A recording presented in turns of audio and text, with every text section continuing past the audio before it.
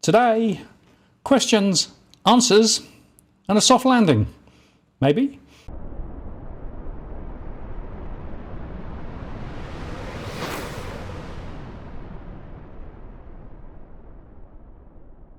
Hello again, it's Martin North from Digital Finance Analytics, one that is posts covering finance and property news with a distinctively Australian flavour. Today, it's an unofficial Friday. It's Thursday, but Tarric's with me. Hi, Tarric. G'day, Martin. How are you, mate? Very good. Day early, but good to have a conversation about what's going on.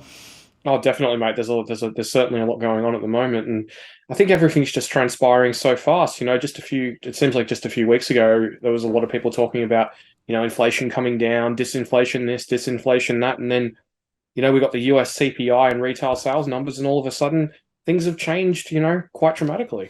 Well, it is very interesting, and of course, I think those US CPI numbers were significant. Not only, of course, because they did change the basis of some of the allocations, but also because it really does question the narrative of, inflation's coming down, the Fed will be able to turn turtle. Now, of course, the Fed's talking about more rate rises, and the markets are getting a bit sort of shifty. But it's interesting because, of course, depending on whether you're a bull or a bear, you're going to actually go after different numbers, right? Because there were a few more positive bits within it, but overall, I think the negative side probably holds true, and the markets are now getting a bit jittery about, well, how high will rates go? Same discussions here in Australia. It is, and I think what's interesting and something that we'll explore later on in the show is just at the end of the day, the RBA is going to be dragged along by the Fed. If US inflation remains high and the Aussie economy doesn't tank into oblivion, we are going to be dragged along with the Fed. Like historically, the maximum spread between Aussie and US rates is about 1.4%. So realistically, if the Fed takes it to 5.5, 5.6, as some commentators and investment banks have been suggesting over the last 48, 72 hours, then, 4% cash rate, 4.1, 4.2, well and truly on the table. And that's something that we've seen even recently from NAB, which is weird, considering that for the longest time it's been low rates, low rates, low rates. And now we've got one of the big four talking about a cash rate north of 4%, which is, well, it's going to cause some problems. Let's just put it that way. Well, I think the problems are already there to be seen. The unemployment rate, of course, was higher reported today, although what we will discover if we go into that is that, again, it's to do with these, the survey in, survey out. The numbers coming in were actually worse because the participants were worse. So, it's another number, Wang.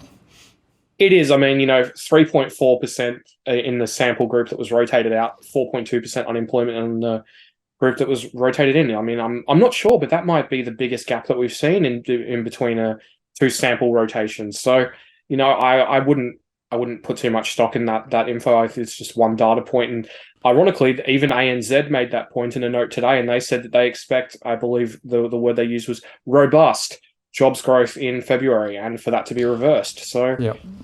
Well, it's the old number Wang effect, because it's basically the way the survey is done now on the small sample sizes. It really distorts it, so nobody quite knows where we are, which is an interesting. And we'll do some Q&A as well today, I think, because there's a lot of questions that people chucked at us, so we'll try and do a bit of that too, right?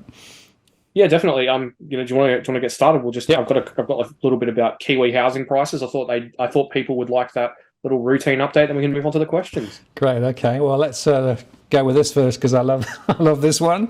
I predict a soft landing if the chute opens. That's great. Well, we're just going to have to wait and see, aren't we? It's going to be interesting.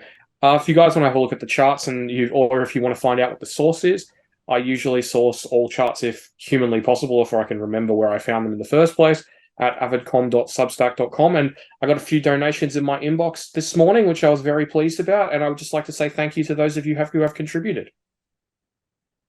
And we'll get on to the data. Now, this is from the peak of Kiwi housing prices, which in most big markets was November 2021. For Wellington, it was October 2021.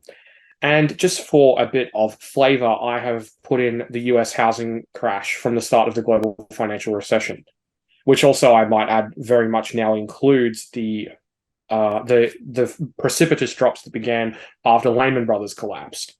So we've seen prices down in Wellington by around about 26%. We've seen prices nationally fall more than 15%, and Auckland is now down almost 22%. So it's getting interesting, to say the least, because not that long ago, we had all the major banks in New Zealand saying, housing price falls are going to be contained. They're going to be contained. It's going to be only, 10%, maybe 15%. And now we've already passed 15%. And, you've got the RBNZ talking about taking rates to 5.25%. And there was a note out from the ANZ's branch in New Zealand the other day talking about a peak RBNZ cash rate of 7%. So if the Fed does drag things a lot higher, well, things are going to start to get really, really interesting for the New Zealand housing market, particularly considering that Wellington is only a hair's breadth away right now from hitting the same point as the US housing market did nationally following the global financial crisis. I think the other thing about the New Zealand data was just the low number of sales and the massive growth in listings, not new listings, but just the stale listings. So very few people are actually buying property at the moment. So that's another reason why you would expect prices to continue to drift down. And I think the point that you make about decisions in Australia and New Zealand are not actually made just within Australia and New Zealand. It is ultimately what the Fed does. We're so anchored to what the Fed does. And if Fed goes higher, we're going to have to go higher too. So, that 7% number, although it sounds pretty painful, and as you say, it would be pretty chronic, it's not totally out the way if, in fact, the Fed goes as aggressively as many people think they might. No, I agree. And I think that it's interesting that we are seeing this divergence at the moment between Australia and New Zealand, because naturally New Zealand is further down the cycle than we are. They've seen housing prices fall significantly more than we have, although not that much more. I mean, our prices are down 10% at a capital city level. Theirs are down 15%. So we're not really that far behind in the grand scheme of things.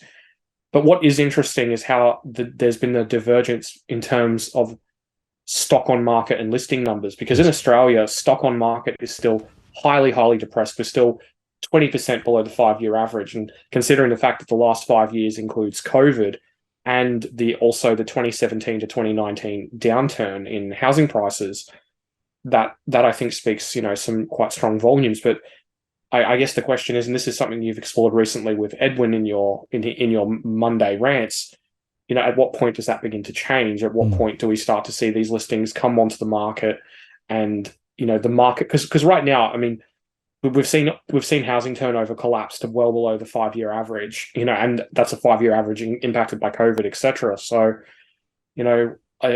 how long is it going to be until we start to see that even low levels of listing numbers start to, mount up in terms of high levels of overall stock on the market? Well, it's a good question, because there were some interesting observations today about the number of negative equity properties now, appearing, 100,000 plus. And we also know that there are people who are actually now in distress, and distressed sales are beginning to just tick up a little. And so those two factors together could well actually indicate that we're going to see a change in the weather with regard to listings, because, people at the moment are sitting on the sidelines saying, well, I don't have to sell, so I'm not going to even try and sell because prices are falling. But that may change. And interestingly, still some property investors are being forced to sell because the interest rate rises mean they can't service the mortgage they've got, because they can't put the rent up enough to be able to cover the differential costs of the higher mortgage repayments. So that's where some of the listings are coming from at the moment. And a lot of those properties are actually older properties that have not been well renovated or indeed cared for, and would not actually comply with the current legislation relating to investment properties, which is another reason why people are selling. Yeah, it's quite interesting, because there's this idea that landlords can continue to pass on all the rising costs to renters. Yet, if we stick with the New Zealand example, for the average New Zealand mortgage holder who was on a variable rate, and a lot of them were on lower fixed rates, so in actual fact, the reality is probably quite significantly worse. But let's just stick on variable rates. They've seen the cost of their mortgage repayments, not just the interest repayments, their mortgage repayments as a whole, rise by 49% in the last 12 months. Now, Auckland rents, according to the rental index, have risen. In December, it was 0 year on year, and more recently, it's 2.5% year on year. And that may be an issue with seasonality, but let's just give it the benefit of the doubt and call it 2.5%. So they've been able to absorb 2.5% of that rising cost when their costs are probably up, 45% in total, because of the cost of the mortgage. And it just goes to show that the idea that you can just keep passing on the cost, and that investors are going to get bailed out by rising rents, it doesn't add up. Rents would need to rise just incalculably further than they already have for that to be viable. And I just don't think that's particularly realistic. Although I will say that Australia is not New Zealand, because we've got Albo ramping up immigration to the moon, which is obviously going to put additional upward pressure on rents in Sydney and Melbourne. Now, admittedly, it's to a much lesser extent in most of the other capitals, but it is a factor in particular in those two cities.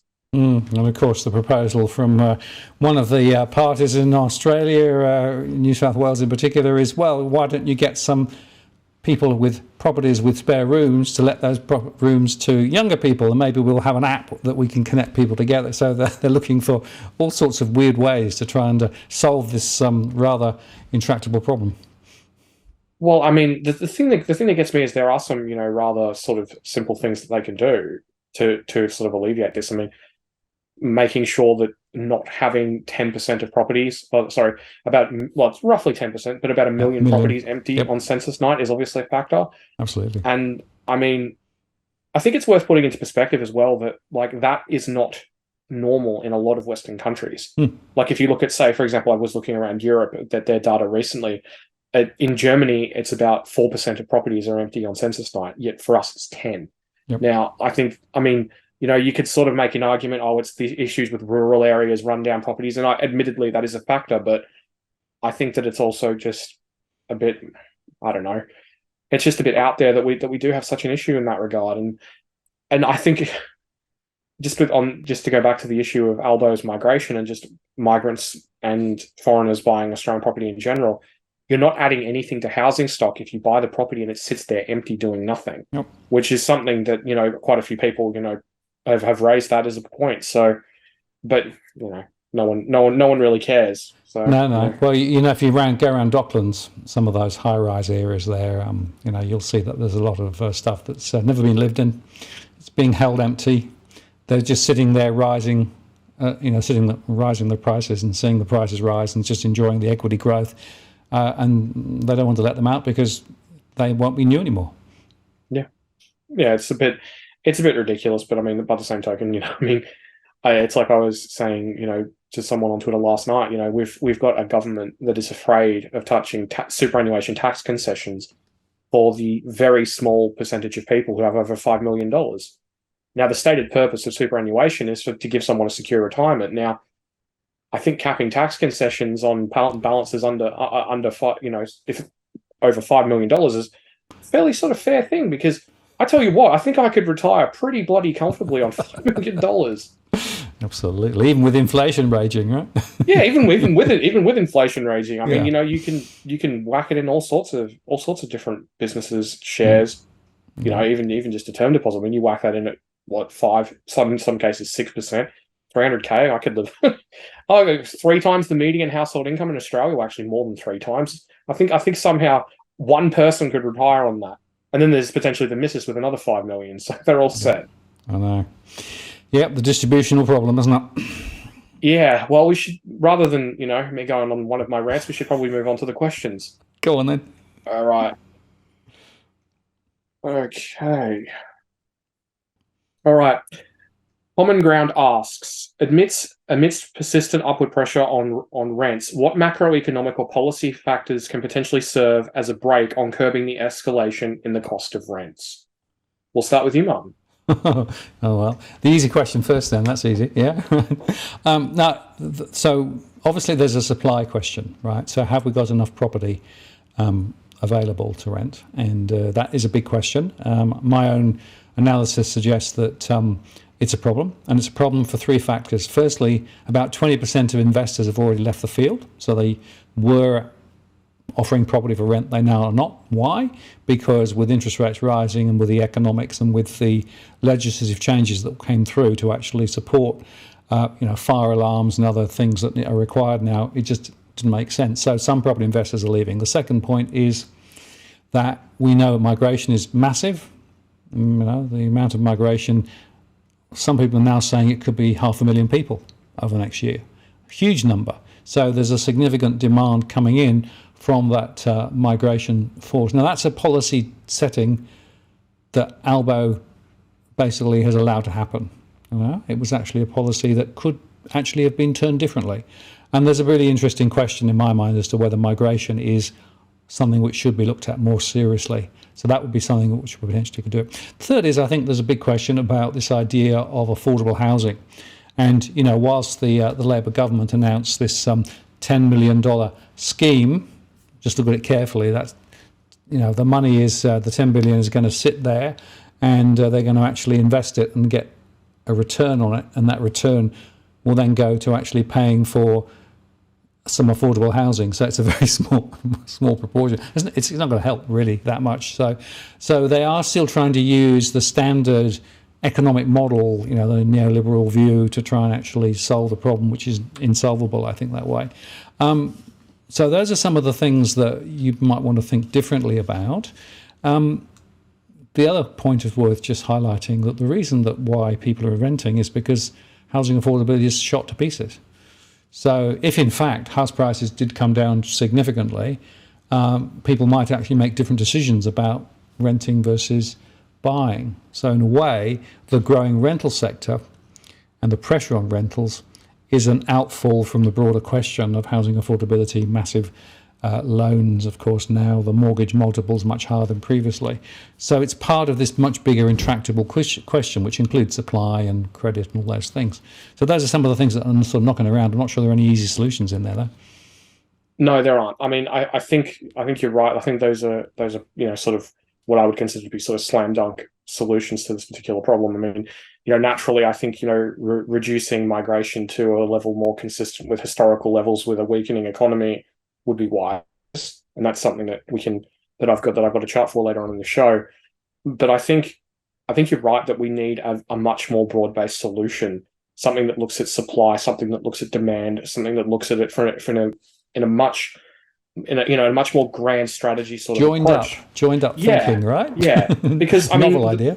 Well, look, I mean, naturally, the thing is, like, as things stand, no, we can't fix issues with housing prices because, I mean, well, we could, but you know, you'd hate to see what would happen to Albo if he tried that.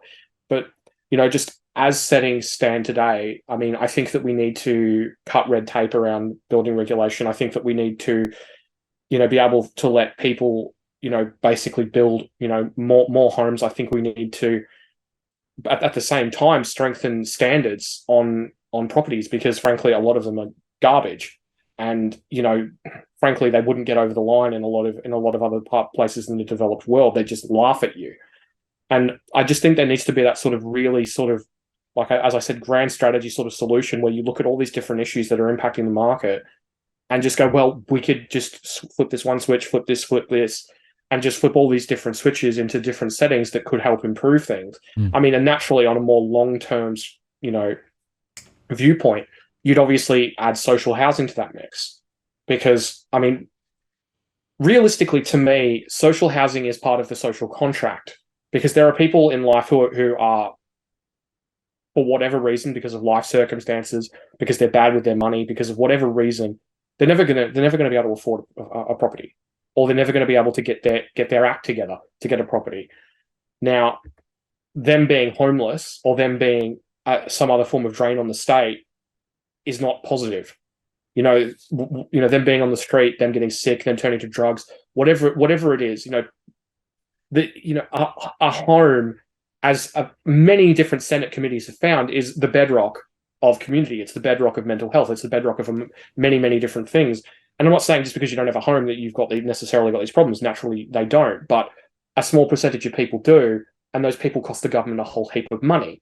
So I think it would be more efficient, it would be more cost-effective to get these people into homes, even if they are basic, and get people off the street, get people out of you know, these other forms of accommodation, which are not necessarily conducive to positive development. So I think that, you know, and not only that, but that is how Australia has worked historically. Social housing was a huge part of Australia during our most, prosperous times. And I don't think it's necessarily this whole socialist, Marxist, communist idea that some people seem to think it is, to be able to do that. I think that it's just, looking after your populace, the social contract, etc. And I mean, geez, just taking away superannuation tax concessions for those people with over $5 million would go a decent way to paying for a fairly significant social housing program. And let me put it this way: there'd be a heap more money for it than there would be from this how silly approach that Labor's taking, that even the Greens oppose. Yes,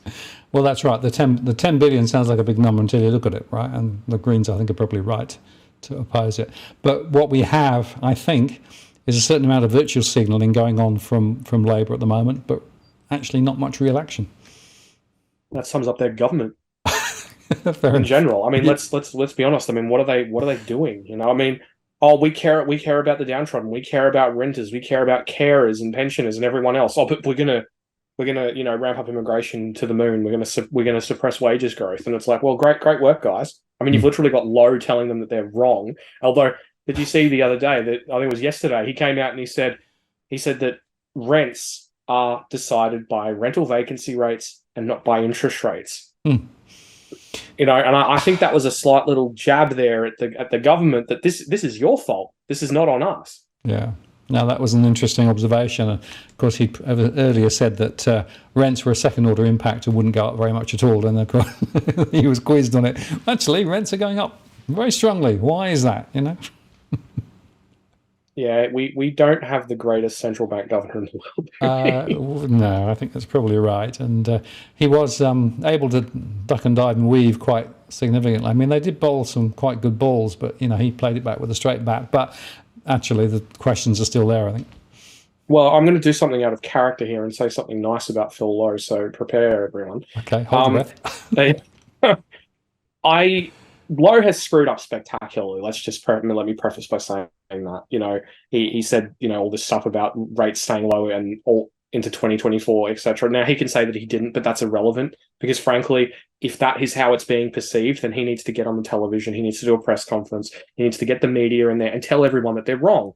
But he didn't. And it's also the fact that his strategy of attempting to cap the 3-year bond yield at 0.1% also reflects the idea that rates were going to stay low until 2024. So, you can come to their own conclusion there. However, Lowe is being torn to shreds at the moment. Koshi went after him the other day on Sunrise. He's getting torn to shreds by the government, by everyone.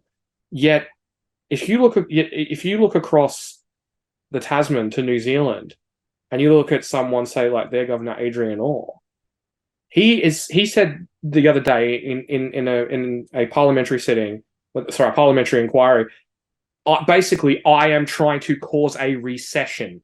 I am going to drive the economy into the ground to tame inflation. Deal with it. Now, if Lowe said that, I don't think he'd be RBA governor anymore.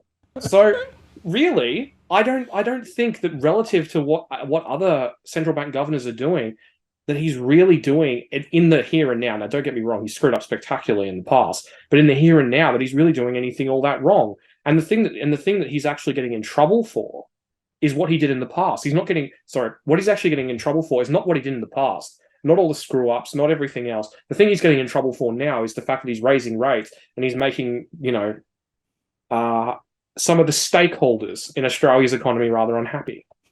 You mean the stakeholders with investment properties? Well, there are others. There are other people who don't like rising rates, but yeah, that's part of them. That's part of it. But yeah, I just don't think he's being given. I don't think some people are being terribly fair in that regard. Attack him for taking rates to zero. Attack him for the TFF and handing the banks billions of dollars a year. Fine, go for it. I mean, you and I have done that more than a little bit, but in the here and now, trying to kill inflation. I mean, if anything, he should be gone after for the fact that by the time this is all over, inflation is probably going to have done more damage than anything else. And it is worth just observing that inflation was actually already taking off before Ukraine, and even before actually COVID really started hitting. There were already signs. So then trying to turn around and say it was all the war's fault isn't very useful either, I think. Well, I mean, there was the findings of the St. Louis Fed, I Yep. believe, a couple of weeks ago, who said that, well, fiscal policymakers, probably more than a third of the inflation's their fault. So Exactly. And that was one of the Feds accusing themselves, really. yeah, well, exactly. I mean, the Fed knows that they screwed up. Yeah. I mean, there is at least some degree of realization on Yeah. that, but by the same token, I don't think there's much from government. They just, put their hands over their ears and hum very loudly and just pretend that they didn't screw up. Well, it's right. It's always somebody else's fault, isn't it? Let's get another question, shall we? Yeah, we probably should. Is there any data on companies and businesses suffering mortgage stress? Now, naturally, this is something I have zero experience with, so I'll leave this one to you, Martin. Yeah, the short answer is yes. So I run two sets of surveys, the consumer surveys, which are published every month and we discuss on the channel. I also run SME surveys, same cycle every month. But I started not publishing that data because it was clear to me that no one was very interested in it when I started. I used to publish it quite regularly, but it didn't really get much traction. So either on my channel or indeed on my blog. But the data is showing that small businesses are really under the gun. And when I say small business, I've really got a sort of a definition, which is, small to, one man band up to, 10 to 15 to 20 million turnover or a bit more. So these are sometimes quite sizable businesses. And there are three things going on. The first is the cost of borrowing for the half of businesses that borrow, and that's a really big problem already. Secondly, they're often in the middle of the supply chain, so their costs of input goods are going up dramatically, and they're having difficulty passing on the costs downstream to the businesses or consumers that are actually consuming because they aren't able to, so they're being caught in the middle. And the third one is that quite a few of them actually support their business on a property mortgage. So that property is effectively not only where they live, but also security against their business. And of course, we had a situation where the protections against going bankrupt were put in place around COVID. And that allowed people to trade insolvent. And basically, we had very low levels of bad companies, people falling over. That was returned back over a little while ago. So we're now seeing a rush back of people actually getting into difficulty. And I was talking to an insolvency practitioner the other day who's saying, never seen it so busy. So we've got lots of businesses that are actually really struggling. In round numbers, about 40% of businesses in Australia in the SME sector are now cash flow strapped. But of course, the two things they have to pay are their mortgage and also the tax office. All right. Well, thanks for that, Martin. It's good. It's interesting to hear that you're collecting that data and that we are seeing signs of stress there as well as with households. Yeah, well, I may choose to publish more data if there's a level of interest. So, folks, put a comment below if you're interested in more data on the SME sector. I have the surveys, and I can. It's just a matter of is it worth it? Because if people don't look at it, it's not worth it. Yeah, definitely. Let us know if you'd like to see an article or something on that, because it's definitely something that could be quite interesting to look at going ahead. Okay. Ash asks, Powell seems adamant in leaving rates high possibly into a recession to make sure inflation is dead before any chance of a pivot. Do you think the RBA has the same courage, or will political pressure have them pivoting and dealing with yo-yoing Australian inflation for years to come? Well, let's just deal with the US. It's clear that the Fed is going to want to see rates higher. Pretty much all of them have come out that. And I think you have to go back 20 or 30 years to understand that in history in the US, they were trying to deal with inflation, thought they got it under control, took rates down, it took off again. I don't think Powell wants to be known for a similar mistake. So I'm pretty convinced that he is deadly serious about pushing these rates higher until inflation is absolutely squashed. Now, if you come to Australia, Lowe is saying something similar, but there's a couple of differences, right? We have much more household debt, so our debt burdens are way bigger. We've got variable interest rates on mortgages, more than the US, so that means it's more immediate in terms of the impact in the economy. And of course, the Reserve Bank mandate is about, looking after everybody and making sure the exchange rate doesn't wobble too much. There's nothing actually about inflation in the core mandate of the RBA, interestingly. So we might see a bit of a change earlier.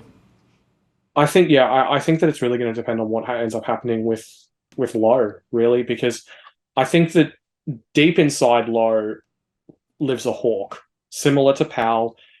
Both of them have written extensively on issues of monetary policy, on issues of bubbles, and both of them in their youth and in their younger years were very, very hawkish in terms of wanting to stop these issues before they arose, and it created so much systemic risk. Yep. So part of me wonders if Lowe knows for a fact, once he figures out, for certain, if he's going to, potentially get removed and someone else is going to take over, which is, currently the odds-on favorite thing, in terms of what analysts are hearing. Is Lowe just going to revert back to his previous setting, his setting in his youth, and just be like, you know what, this is my last hurrah. I'm damaged goods in terms of, my credibility, in terms of everything else. To be honest, I mean, it's going to be hard for him to get another job here in Australia, considering the way that he's sort of seen now by members of the public. Depending on what sort of job he wants. If I think he's probably got a better shot, probably in the US, maybe the UK. But what is there a possibility that he just goes, you know what, stuff it. I'm gonna kill inflation. And then someone else is going to have to deal with the mess anyway. So you can say, well, I did what I could to kill inflation, and then this other person came along and everything just imploded. It's not my fault. Yeah.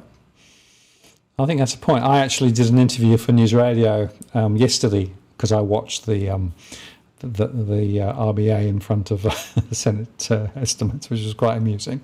And I actually made that same point. I think that, he will continue to plod through till September, probably not beyond then. But in a way, if he turns turtle now, he's going to lose even more face, isn't he? Yeah, that's what I mean. Like, he's better off just, Daniel, the analyst Daniel DiMartino Booth, who's got quite a following on Twitter. She said in an interview about Powell, this was probably 8-9 months ago now, but she said only central bank hawks go to heaven.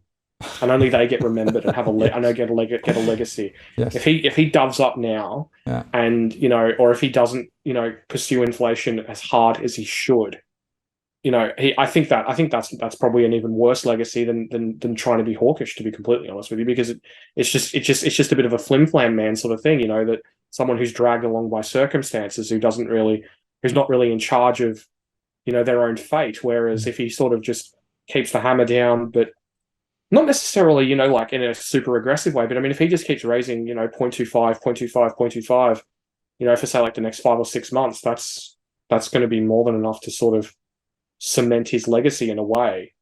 I mean, because realistically, I don't really see the Fed acting more aggressively than that. So, yeah, I mean, I think that's a possibility. I mean, we are starting to see those inflationary pressures in the US reaccelerate, and. Yep.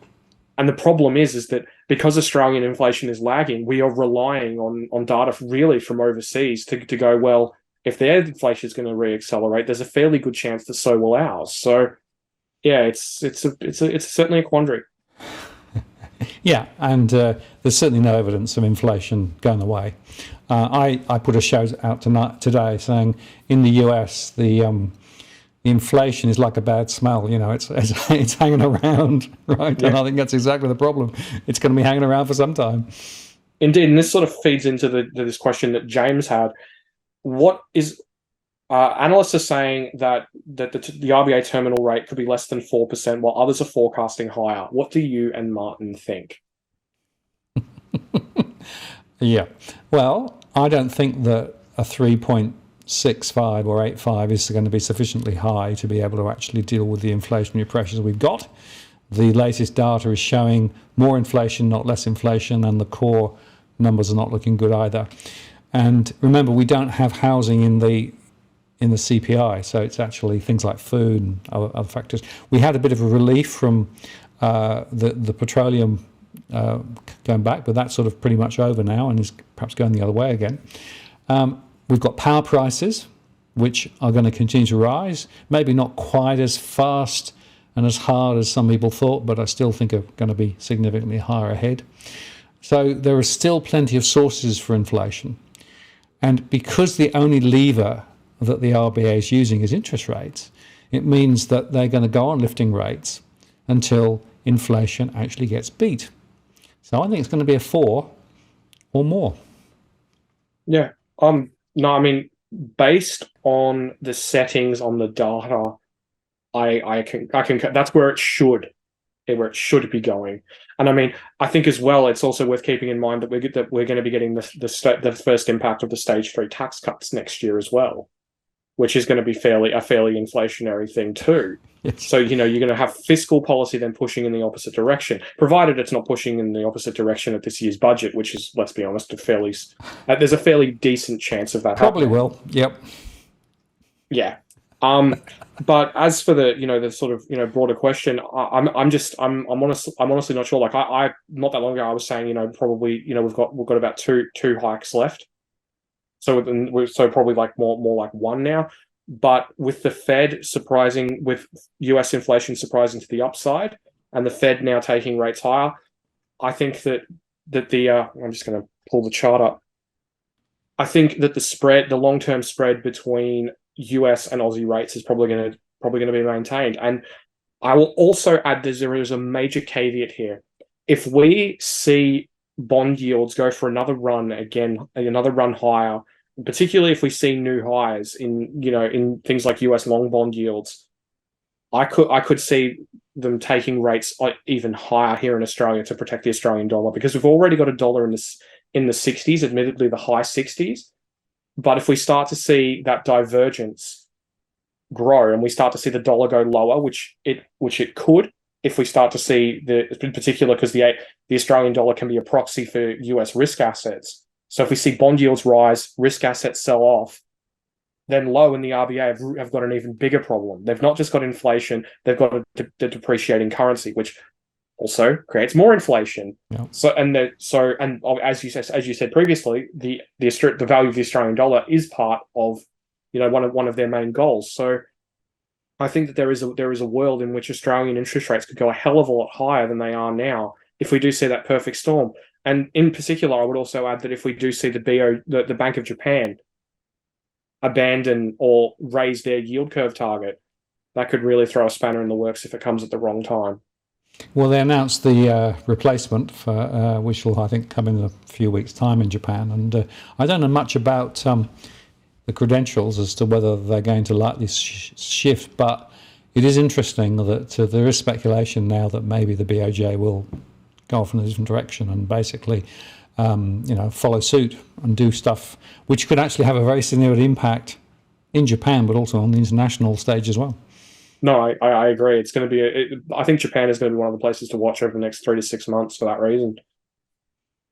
Okay, when do you think we will see pain and forced selling in the local housing market? Mid next year, later, or earlier?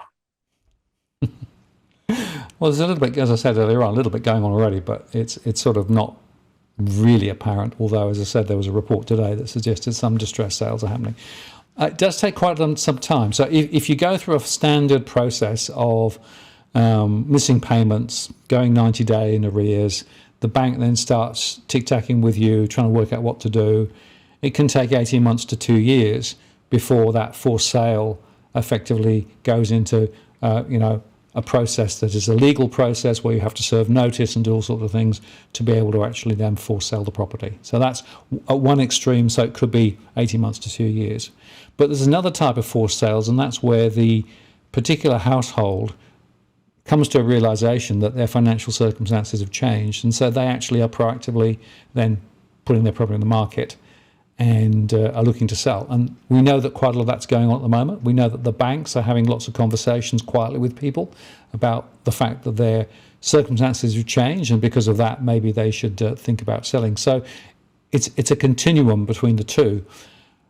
The delinquency rates are ticking up slightly, but not dramatically. The latest from, I think, Moody and Fitch showed there's a little bit of a rise. Delinquency rates come before forced sales, of course, and there's normally a lag. So to my mind, it's going to be a year, 18 months before we really see the peak, but it does depend on where interest rates go. If they come back down, maybe people will get by. If interest rates payments are extended because the banks restructure and allow 35-year loans or interest only, that could give a bit of leeway. And of course, if in fact we start seeing then wages really taking off, now that would worry Lowe because he's worried about the inflationary effects of wages growth. If wages start to take off, that might be another get out of jail card. So it's not baked in, but my sense is it's that sort of time frame that we should be looking at. Yeah, I concur. I don't realistically think that in the sort of, let's say, the next 2 years that we're probably going to see many forced sales in terms of legally mandated forced sales, shall we say? Yep. But in terms of tapped on the shoulder, this isn't going to work, mate. You need to think about selling. I think that is going to be a factor that we are going to see. Probably, I think we're probably going to start to see it more so in the next, probably in the second half of this year, because for the moment, I think as well that there is a really important psychological factor in all of this, because as you said, that if rates get cut, and people get breathing room, or we see wages take off, or there's all these other sort of scenarios, admittedly not terribly likely scenarios right now without some additional downside. But there are these other scenarios in which, you do get that get out of jail free card. Now, to go back to the example of New Zealand for a minute, the RBNZ has basically taken ideas that they're going to intervene in the market, chop them all up into little pieces and set them on fire. So they are not going to come to the rescue. That is, that they have made that very clear. They said, we're going to cause a recession, deal with it. Whereas here in Australia, if you talk to a housing economist, you talk to an economist, you talk to analysts, they go, well, no, but the RBA is much more growth focused, which is, another way of saying they're much more focused on not crashing the housing market into a tree, because if it does, then it's going to take the economy with it. But that faith is broad-based here in Australia. That ALBO or APRA or the RBA, depending on the level of awareness of the individual household of these forces, is that they will come to the rescue. And I think that psychological factor is going to be the one that is going to decide how this plays out over the next 12 or 18 months. Because if they continue to believe that if they hold on, that they're going to be bailed out, that prices are going to go back to the moon and everything's going to be fantastic, then why wouldn't you hold on? Because it makes sense, because that is what has happened for the last 25 years. So there is precedent for that. But if there is something that finally drives people to go, you know what, the RBA isn't my friend. They're going to keep raising rates. They're going to keep rates high, and they're going to keep hurting my budget. So I need to get out of this. I need to walk away while I can.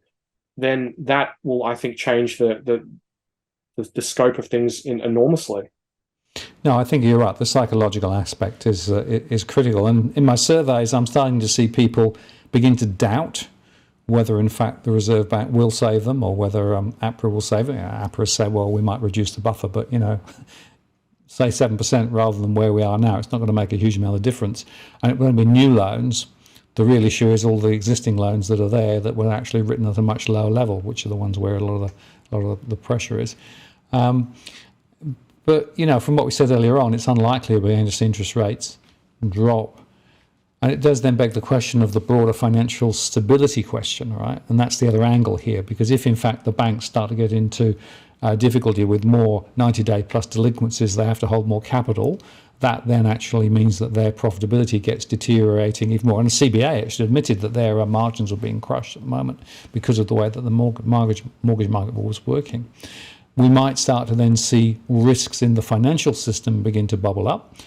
And then the question is, at that point, would that change the game? Would that then force the RBA to do TFF version 2.0 or something like that, to be able to prop up the banking system, because the banking system is propped up by the property sector. So it's a real mess. And I don't necessarily exclude the idea that we see some significant intervention just through COVID to prop up the banking system. So that's the other thing to watch, I think. Yeah, I mean, I think if things go bad, realistically, if things go bad, that's base case, right? Like, if things really start to go downhill, would you say that, like, intervention is more likely than not? I'm absolutely sure there will, because the banks basically have this implicit guarantee from the government. All the international investors in our banks assume that the government will always bail them out one way or the other, particularly the big four.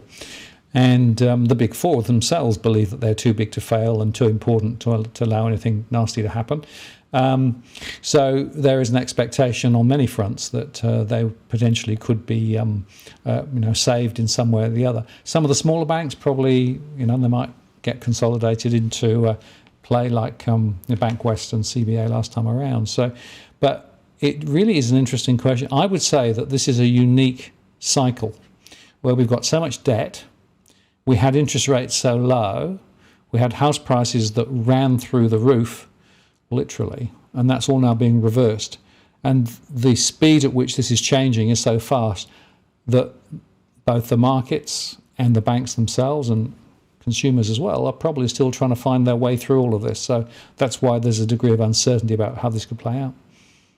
Yeah, no, I agree. And I think you make a really important point about how quickly this is playing out. I mean, if we look at things, say, just purely from the perspective of the relative change in the way things are evolving in terms of, say, mortgage repayments and in interest rates in relative terms, this is by far the largest rate rise cycle in Australian history. The largest rate rise cycle in Australian history, I believe, last time saw mortgage rates rise by about 58% is the largest, and that occurred over 6 years.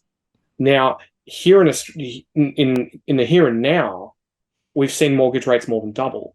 Yep. And they're potentially in under a year.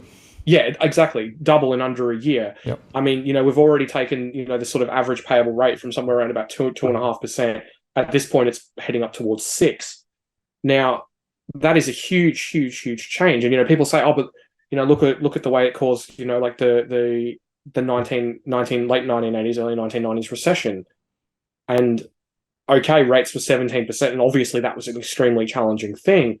But in terms of the relative rate of change, they're increasing more now than they were then. Yep. So if that caused that recession, eventually monetary policy is going to drag on the economy, and it is going to hit the economy, and we are going to probably see some form of downturn or a recession, depending on what happens externally.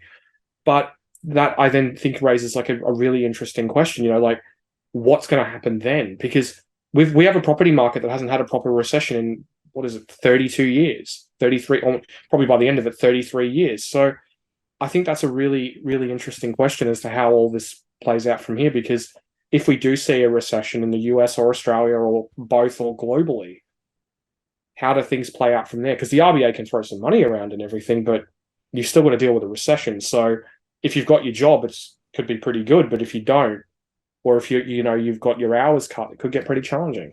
Yeah, and you could end up with the old good bank, bad bank play, where basically you have distressed assets stripped out of the banks and held somewhere by the government, and they sort of manage them like that to sort of isolate the banks from the lending pressures that they would otherwise be under.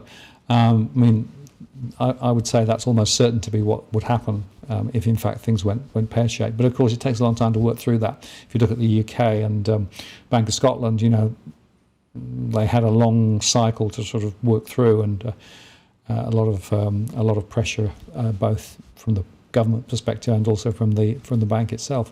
But structurally speaking, because the finance sector and the property sector is such a large chunk of Australia, you'd have to recognise that if in fact it went pear-shaped, that would have a huge impact on GDP, on economic performance, etc., etc. So it isn't, you can't isolate it from, say, well, it's just the banks is over there, it's not a problem.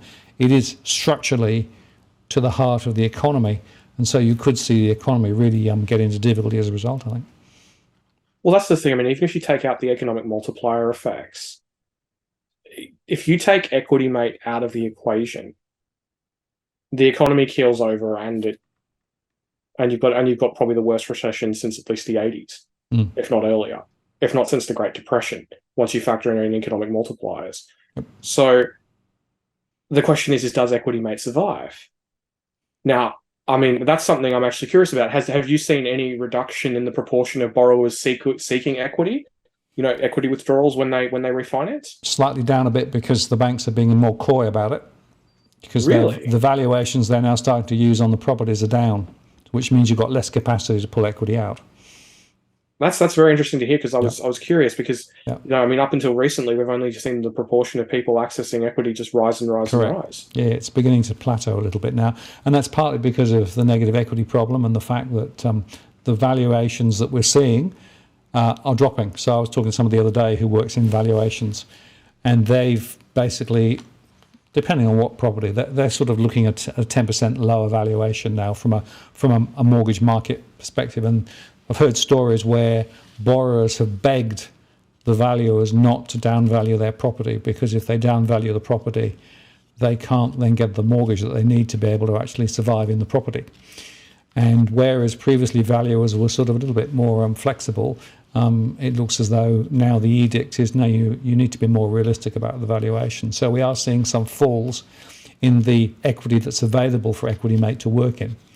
And some banks, not all banks, but some banks are being a bit more cautious now about just pulling out more equity, particularly if there's not a huge amount of headroom there. That's interesting. Like, I mean, like, how did, like, I mean, like, in the past, getting Equity Mate out has been like a relatively pedestrian process, but you're sort of seeing that now it's a lot more rigorous, and there's an actual, like, more of a serious valuation going on before I mean, because I mean, from what I've heard from some people before, it was just like, oh well, CoreLogic says it's worth this much, ergo, up a certain proportion of that up to a certain level. So are they doing like more independent valuations now before they let people withdraw however much they want to withdraw? Yeah, so it depends. So there are still situations where some lenders take over a refinance from the previous lender, and they just take the valuation as given and just work off that. So there's no further due diligence about whether the equity's dropped or not. That's still happening, but it's less of an issue than it was, say, 2 or 3 months ago. But there are definitely now banks that are actually asking for more information and getting valuations for the refinance to confirm that actually the equity is sufficient, particularly if there's an equity withdrawal. Also, what we're finding is that the conversation about equity withdrawal is different from what it was 3 or 4 months ago. So 3 or 4 months ago, brokers would regularly encourage people to pull out equity, as a way of managing their finances. It's not quite so strongly now advocated, simply because the game has changed. So I wouldn't be surprised to see Equity Mate dropping a bit, but it's still, 60 billion is still a big number. Wow, well, that's interesting to hear, because I mean, it's really the lifeblood of the economy, particularly for small businesses who can't access other forms of credit, as you were mentioning before about your SME surveys. Absolutely, I think that's another indication of things are definitely morphing a bit. So. All right, I think we've got time for one more question. Yeah, go on, one more question. Yeah, good. Okay. Dante asks, is it possible that the increase to net overseas migration adds to aggregate demand and increases inflationary pressures before productivity gains are realized that would counteract it? You mean, is migration inflationary? It's a great question. The answer is yes. Yeah. So if you think about the broad definition of money chasing goods, right? Well, people chasing goods, people chasing property, right? If you increase migration, you clearly are going to develop inflationary forces into the housing sector, the rent sector, all of those things. And I would also say that quite a lot of the migration that's coming in, people are going into jobs that are actually often not particularly well paid.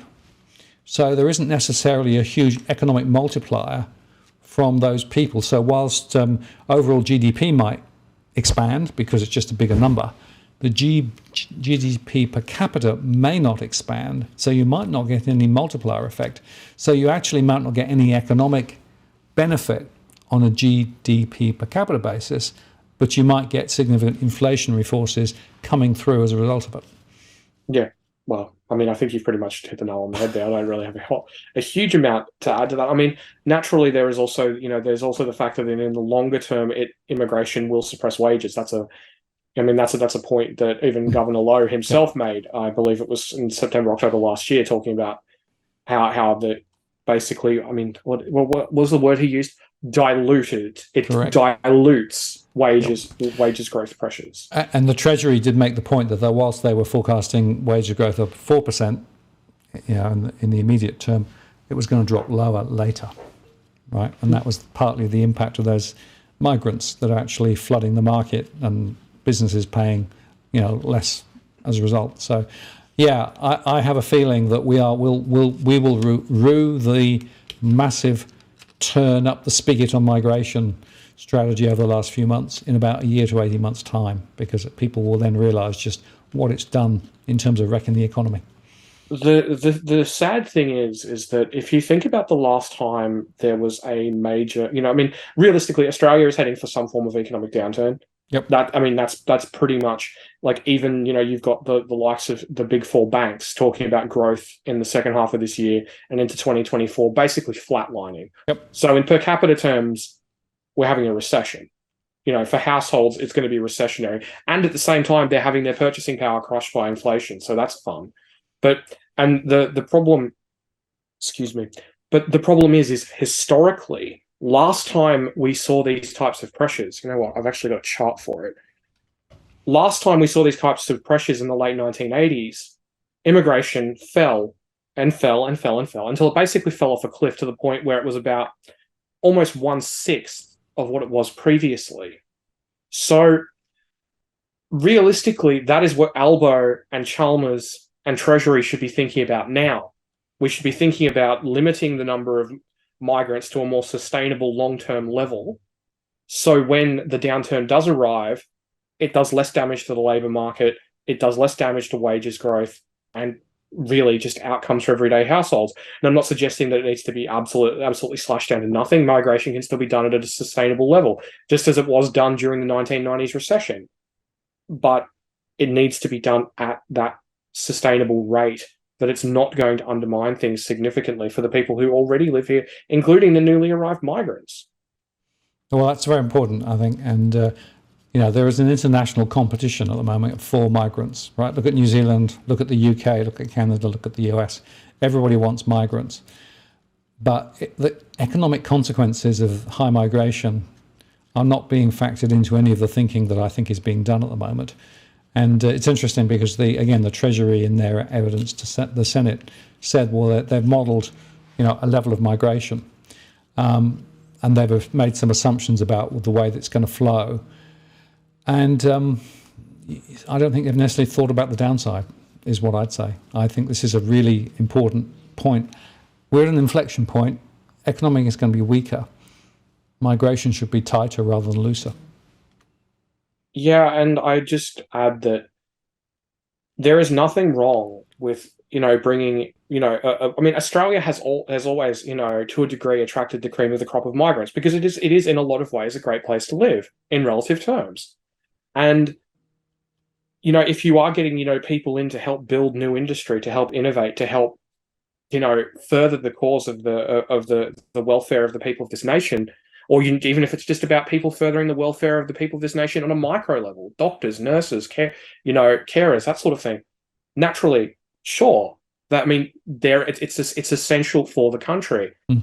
But if you look at the top professions of the people coming into the country in pure nominal numbers, it's not automation engineers. It's not, it's not people who, working in a lot of those fields in too many cases. I think 3 out of the top professions for migrants coming into Australia are accountants, chefs, and cooks. Yes, chefs and cooks are separate because reasons. Now, do we need that many accountants, chefs, and cooks? Or do we need more nurses? Do we need more people who are going to help innovate and help, build a more prosperous future for this country? But that's really the issue. I've got, if people want to come here for a better life, that's great. But I think that it just needs to be all put into a broader context, just like it has been, and just like it has been debated for well over a century. Absolutely. My mind went immediately to Hitchhiker's Guide to the Galaxy. I don't know whether you follow that, but there's a wonderful story as part of Hitchhiker's Guide to the Galaxy on a particular planet, right? And they discovered that they'd actually shifted all the hairdressers and marketing people and all those useful professions, right? They'd throw them onto this other planet because basically people were so fed up with them. So there's an interesting question about the the skill sets that we need for our future, and whether in fact the migration programs currently are actually optimized, or whether it really is just about bringing more bodies in so that we can have waiters in the cafes and bars, and whether we can have people picking fruit at low levels, and whether we can have traders building cheap houses. I personally think that the whole migration question has been muffed greatly, and I think we will regret it at our leisure. But unfortunately, of course, this is core policy at the moment. It isn't, but I mean, the thing is that people have been regretting the level of migration into Australia for almost a decade now. No. Since the end of the mining boom, and when it started suppressing wages. And I mean, realistically, are you not better off just taking the economic medicine? Taking the downturn, dealing with it, moving on, and then having moving back more strongly. But I mean, realistically, we've, instead of fighting inflation hard, we've just destroyed. I'm not sure if you saw Greg Jericho's chart today on Twitter. But even by the RBA's forecast of strong wages growth, by the time it's all over, we're going to be running the economy on 2009 levels of real spending power per capita, and that's quite concerning. No, it is, and wages growth still very weak, and property prices lower, and so the negative spiral is there, and that's why I've been talking about recession. I do think that the risks there now for us to see a recession in Australia. And there's a generation or two who've never seen it, and it's not pretty. No, but it's also just part of life. Yep. It's part of the normal cycle. I mean, every 6 to 10 years, depending on the country, Yep. is you have a recession. Cyclical, and trying to push against it and trying to stop it, which is what they've been trying to do from a central bank perspective for the last 20 to 30 years, has basically created the problem that we've got, where we've got massive money supply increase, all the other debt issues as well as the inflationary issues. And in a way, sometimes a cleansing recession is required to get the economy back into a more usable form for the next period. So it is part of the cycle. So maybe trying to resist it and maybe assuming that the central bank or the government will find a magic way through it is actually wrong, because what you do is you build up a bigger level of pressure for later, so that when this thing actually bursts, then the size of the burst and the impact of the burst is a lot worse. Yeah, well, exactly. I mean, the thing is that I sort of see the way that policy has been conducted in Australia and throughout much of the Western world since the end of the global financial crisis in particular, as basically taking a time bomb and then diffusing it with an even bigger time bomb. Yes, that's right. And then they just keep doing it and doing it and doing it until the cost just gets bigger and bigger and bigger and bigger. Yep. And that's a problem, particularly here in Australia, because we haven't had a recession. We haven't had for want of a better expression, the bushfire to burn off all the dead wood. Yep. The companies, the employees who otherwise wouldn't be employed under more normal conditions, but are just purely out of just inertia. Yep. And I mean, look, it's recessions are hard. They're challenging, but if they occur on a relatively regular basis, they're also relatively manageable. And if you use countercyclical fiscal policy, which is supporting the economy, through that transition, they can also be relatively contained. But when you don't have one for 30 years, you've just ended up with just an enormous time bomb. And I think that's why, so many people just want to avoid the next recession so badly, because if it actually is allowed to play out, it's going to be challenging. Yeah, well, the politicians want to push it over the next election horizon, right? At all costs. Yeah, I'm honestly just tired of short-termism. I mean, I'd rather just a politician come out and say, "Look, this is what needs to happen." Yeah. Although by the same token, Keating did that, and people still hate him for it. What is it? Over 30 years later. That's true. Tarric, very interesting conversation. Good Q&A. Thank you very much for all the people who threw questions in, and give us your feedback if you like the Q&A format. We'll do it some more, and we'll catch up for another yarn in a couple of weeks. Yeah, sounds good, man. I'm looking forward to it. Terrific. Thanks very much. See ya. See you, mate.